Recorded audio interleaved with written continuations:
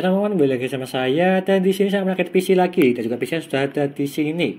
Dan ini adalah PC bertemakan PC gaming di akhir tahun 2022 yang paling rekomen lah untuk standar harga murah dan juga bagus lah pilihannya. Yang dimana di sini saya menggunakan Core i3 Gen 12 dan juga GTX 1650 yang DDR6.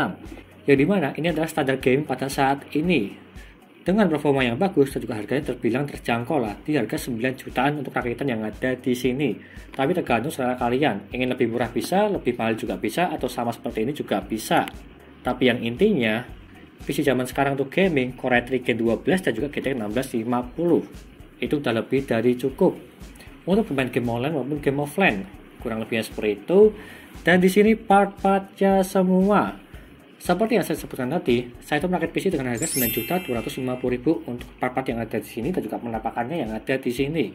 Yang bertemakan ya hitam RGB sih untuk casing yang ada di sini dan juga CPU cooler yang berwarna hitam. Kurang lebihnya seperti itu. Dan sebelum saya jelaskan apa saja part-part yang ada di sini dan juga mereview dari segi gamingnya, apakah worth it atau tidak di akhir tahun untuk PC yang ada di sini, jangan lupa klik subscribe dan pojokan bawah tuh ya, tinggal klik display itu. Dan kita lanjut saja untuk yang pertama. Di sini saya menggunakan Core i3 Gen 12 12100F yang dimana ini dengan harga 1.620.000. Agak turun sedikit harganya. Kalau yang sebelumnya tersebut 1650, tapi kalau yang ini 1620. 4 core 8 thread udah bagus sekali untuk bermain game di kalangan Intel untuk yang ada di sini. Dan bisa upgradeable lah untuk kedepannya. Upgrade ke i5 maupun Core i7 maupun ke Gen 13 juga bisa. Karena di sini saya menggunakan MUPO ASRock B660 Pro RS yang sudah support Gen 13 nih ya. Ada support Intel Gen 13 yang ada di sini, jadinya aman lah untuk upgradeable ke depannya. Dan juga ini saya membeli dengan harga 2 juta aja untuk ini. Serinya B660 udah lebih dari cukup dan juga upgradeable ke depannya. Ini udah bagus kalau menurutku pribadi. Mereknya ASRock, harganya terjangkau juga. Selanjutnya saya menggunakan RAM yang ada di sini yang berwarna hitam. Ini adalah RAM Kingston Fury 2x8GB 16GB 3200 mAh. Ini tuh baru, garansinya Metro Data. Ini ya, lifetime sih kebanyakan seperti itu untuk RAM-nya. Ini saya tuh membeli dengan harga 900.000 untuk 2x8GB seperti yang ada di sini, yaitu berwarna hitam sama seperti CPU cooler yang ada di sini. Tidak ada RGB-nya lah supaya lebih menghemat budget di 9 jutaan. Dan selanjutnya saya tuh menggunakan VGA yang ada di sini. GTX 1650 DDR6 ya, bukan yang DDR5. DDR6 dia itu lebih bagus dan juga di sini dia itu mereknya Galak. Tanpa power pin di bagian sini, jadinya lebih hemat daya sih. Kurang lebihnya seperti itu menggunakan GTX 1650 atau standar gaming saat inilah. Harganya sekitar 2.550.000. Kalau ingin lebih powerful silahkan cari aja VGA second, tapi secondnya tersebut bekas mining sih, tapi ada tergantung kalian cari yang bagus, yang tidak aman atau yang biasa tapi aman. Seperti contoh yang ada di sini GTX 1650. Selanjutnya saya menggunakan ini CPU cooler Paladin EX400 yang full black ya, bukan yang RGB. Meskipun gambarnya di sini jadi ada yang RGB dan juga ada yang full black, tapi gambarannya ada di sini untuk penampakannya. Yang full black apakah dingin atau tidak untuk mendinginkan Core i3 Gen 12? Dengan lihat aja nanti di akhir video lah untuk pengujian suhunya. Ini tuh saya membeli dengan harga 230.000, terbilang murah sih. 4 pipa dan juga full black, single fan 12 cm. Paladin EX400, udah saya review di video sebelumnya. Selanjutnya saya menggunakan ini SSD NVMe Team MP33 512GB dengan harga sekitar 500-an ribu lah. Saya kasih gambar di sini ya, untuk harganya aku juga lupa harganya berapa. Ini juga merek yang terkenal, garansinya dia itu 5 tahun, jadinya aman untuk yang ada di sini. Apalagi storage-nya 512GB, udah banyak banget. Dan juga tambahan saya tuh menggunakan harddisk juga 500GB di bagian dalam sini. Tidak kelihatan sih dari segi casing yang ada di sini ya, tapi saya tuh menggunakan yang 500GB tambahan, harganya 180.000 supaya lebih longgar lah untuk storage-nya, untuk menyimpan file-file yang tidak terlalu penting maupun penting. Tetapi untuk yang game maupun file-file software silahkan Anda kasih di NVMe supaya lebih kencang untuk bootingnya. Selanjutnya saya menggunakan ini power supply ya, power supply Firstfire DK5 500 watt 80 plus bronze yang dimana dia itu kabelnya flat juga dengan harga 630.000 sih untuk yang ada di sini. Ini juga sudah lebih dari cukup untuk mengangkat Core i3 Gen 12 dan juga GTX 1650 yang ada di sini. Untuk upgradable ke depannya bisa lah menggunakan 1660 Ti kalau yang RTX 2060 maupun RTX 3050. Sebenarnya bisa sih, tapi saya sarankan untuk 550 watt aja untuk yang itu. Kalau RX 6600 XT dia itu masih sanggup lah untuk menggunakan yang ada di sini. Dan selanjutnya saya menggunakan casing yang ada di sini. Ini adalah casing Galax Revolution 05 yang dimana ada free 4 fan di bagian depan 3, di bagian belakang 1. Dengan harga 500.000 untuk casing yang ada di sini, dia itu tipenya adalah ATX. ATX tersebut dia itu terbilang murah ya, yang dimana dia itu ada power supply covernya juga, dan juga di sini support GPU vertikal dan juga yang lainnya lah. Belum saya review di channelnya ini, mungkin kedepannya lah saya akan review untuk casing Galax yang ada di sini. Revolution 5, harganya juga terjangkau. Dan juga tambahan saya menggunakan dual fan infinity, boxnya juga kemana hilang, tapi ya saya kasih dua di bagian atas ini untuk sirkulasi udara. Satuannya 35.000, kalau dua ya 70.000 lah di bagian atas ini untuk menambah-nambah supaya sirkulasi udara dia itu lebih bagus untuk casing yang ada di sini. Dan totalnya semua 9.250.000. Apakah worth it atau tidak di harganya? Yang dimana saya menggunakan Core i3 Gen 12 dan juga GTX 1650 DDR6. Part-partnya di sini dia itu baru semua untuk rakitan di akhir tahun 2022 khusus untuk gaming standar. Ini ya seperti itu. Kita lanjut saja untuk mereview PC yang ada di sini dari segi gamingnya, apakah worth it atau tidak. Lanjut ke reviewnya, yuk.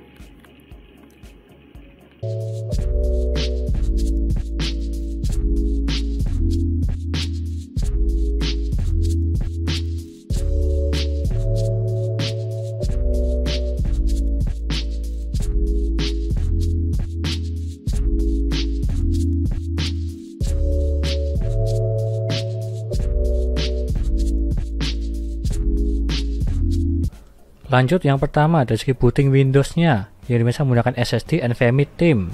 Dan kita tunggu aja seberapa cepat dia untuk booting Windows-nya.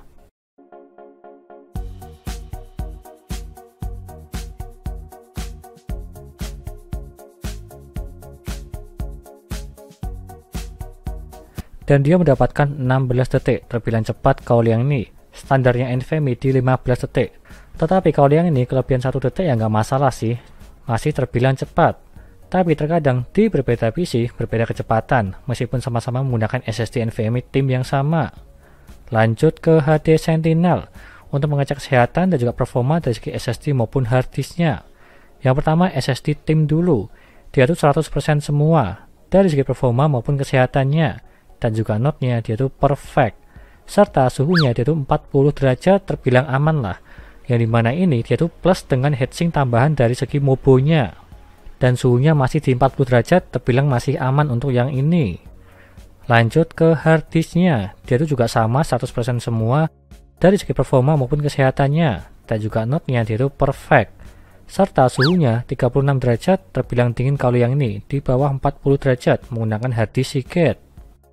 Lanjut ke Crystal Disk Mark untuk mengecek kecepatan dari segi SSD NVMe Team-nya, yang dimana ini untuk membacanya mendapatkan 3558 dan juga menulisnya 2762. Dan jika kita bandingkan dari yang ada di websitenya, dia itu up-to-nya 1800 per 1500. Kalau kita bandingkan ya sangat jauh sekali sih, lebih bagus dari segi realitanya untuk yang ada di sini. Bisa dibilang ini sangat bagus dari segi kecepatannya, meskipun harganya murah di 500-an ribu. Kalau yang biasanya di bawah 500.000, kebanyakan tersebut up-to-nya di 2000 megabit per second aja. Tapi kalau yang ini tembus ke 3000-an. Dari segi membaca dan juga menulisnya lebih dari 2000. Terbilang sangat bagus untuk yang ini. Lanjut ke HW Monitor. Untuk mengecek suhunya, Core i3 Gen 12 menggunakan Paladin EX400. Untuk minimalnya, dia itu mendapatkan 32 derajat. Terbilang dingin untuk yang ini. Dan juga maksimalnya mendapatkan 60 derajat. Untuk minimalnya, saya cuma diem aja di desktop, tidak ngapa-ngapain, dia mentok di 32 derajat. Terbilang sangat aman. Apalagi suhu maksimalnya saya tes di Geekbench R15 5 kali berturut-turut, dia itu mentok di 60 derajat, terbilang sangat bagus untuk suhunya. Jadi bisa dibilang rekomend lah menggunakan CPU cooler tambahan. Lanjut ke Geekbench R15. Untuk OpenGL mendapatkan 179 FPS, yang dimana saya menggunakan GTX 1650 DDR6 ya, bukan yang DDR5. Dan juga CPU yang mendapatkan 1230 CP. Di kalangan 4 core 8 thread di Gen 12. Lanjut ke gamingnya, yang pertama GTA 5. Settingan 1080p dan juga settingan very high, dia itu mendapatkan di 118 fps. Untuk yang ini di settingan rata kanan masih tembus di atas 100 fps. Jadinya sangat aman dan juga lancar lah, apalagi di game GTA Roleplay. Juga masih sanggup. Lanjut ke Forza Horizon 4. Settingan 1080p dan juga settingan high, dia itu mendapatkan di 81 fps di settingan rata kanan. Masih aman lah di atas 60 fps, masih sangat smooth untuk bermain game Forza Horizon 4. Lanjut ke Battlefield 5. Settingan 1080p dan juga settingan medium, dia itu mendapatkan di 62 fps. Kalau yang ini juga masih aman, masih di atas 60 fps. Tapi kalau ingin lebih lagi, silahkan setting ke low aja, supaya bisa mendapatkan di 70-80 fps untuk game yang ini, Battlefield 5. Lanjut ke Need for Speed Heat. Settingan 1080p dan juga settingan low, dia itu mendapatkan 69 fps. Kalau yang ini terbilang masih aman lah di settingan low, masih di atas 60 fps untuk yang ini. Terbilang lebih berat daripada di Forza Horizon 4 di game Need for Speed. Lanjut ke PUBG Steam. Settingan 1080p dan juga settingan high, dia itu mendapatkan di 115 fps. Untuk yang ini di settingan high udah lebih dari cukup dan juga nyaman lah, karena di atas 100 fps untuk game PUBG Steam. Kalau misal di settingan ultra, dia itu masih bisa lah, tapi lebih bagus di settingan high aja. Lanjut ke Apex Legends. Settingan 1080p dan juga settingan high, dia itu mendapatkan di 77 fps untuk rata-ratanya. Ini juga terbilang masih nyaman di settingan high, masih di atas 60 fps di game Apex Legends.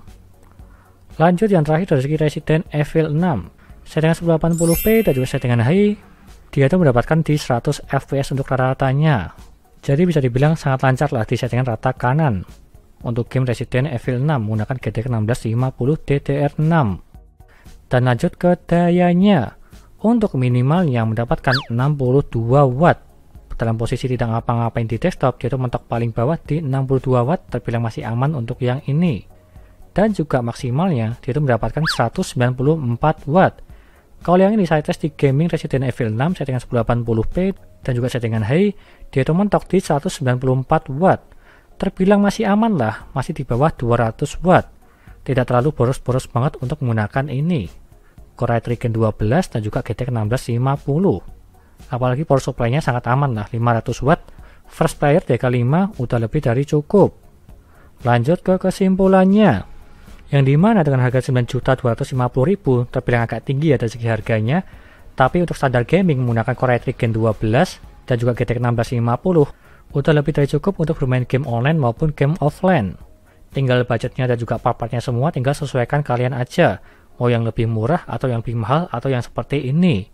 Dan jika ini yang lebih murah, bisa aja untuk mengganti part-partnya dari segi contoh power supply, CPU coolernya, casing, storage, dan juga yang lainnya di harga 8 jutaan ya masih bisa aja sih. Tetapi kalau yang ini dia tuh lebih rekomen kalau menurutku pribadi dari segi part-partnya. Dengan tampilan RGB meskipun dalamnya tersebut dia tuh full black dari segi CPU cooler maupun RAM-nya. Dan intinya cocok lah untuk bermain game saat ini. Dan semua listnya ada di sini dan juga semua linknya ada di deskripsi. Tinggal beli aja jika kalian berminat untuk part-partnya yang ada di sini. Sekian dari saya, terima kasih sudah menonton. Dan juga jangan lupa like dan subscribe. Dan nantikan video lainnya merakit PC Intel maupun AMD gaming maupun editing. Dan juga jangan lupa share teman-teman kalian yang ingin rakit PC. Dan terima kasih sudah menonton.